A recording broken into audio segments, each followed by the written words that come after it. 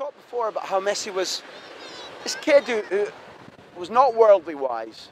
He wasn't intimidated, but he was lonely. He's talked about sitting in his flat here crying because his family were back in Rosario or Buenos Aires, and then he felt lonely and sad, and he knew he was in the right place, but he was a kid. He was unhappy.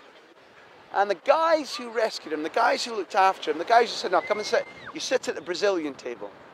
And maybe not everybody knows that the Brazilian-Argentinian thing is a little bit like France-England or England-Scotland or Germany. Why is it everybody doesn't like England?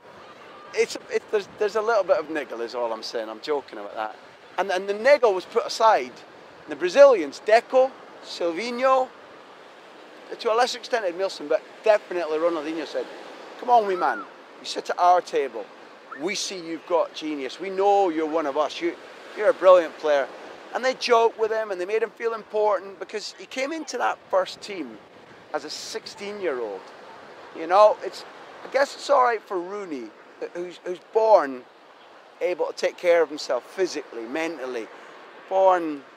He's a boy man.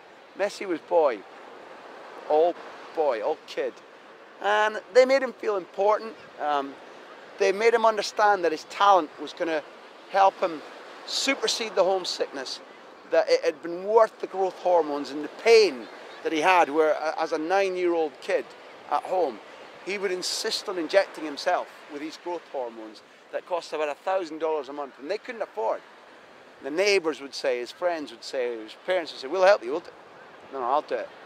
And I don't know, what Ronaldinho saw, maybe I'm being unfair to Ronaldinho, because Ronaldinho, I interviewed him 2 or 3 times, and we had 2 or 3 moments away from the cameras, just in quiet. He's a really genuinely a lovely guy, nice guy, funny guy, interested in the world, interested in chatting about his kid, interested in music, dancing, and he just looked after Messi like a big brother. And that Ronaldinho's legacy is maybe not deliberately trashed, but it's been tossed away too quickly. And if he hadn't looked after Messi like that, we wouldn't have the little genius right now.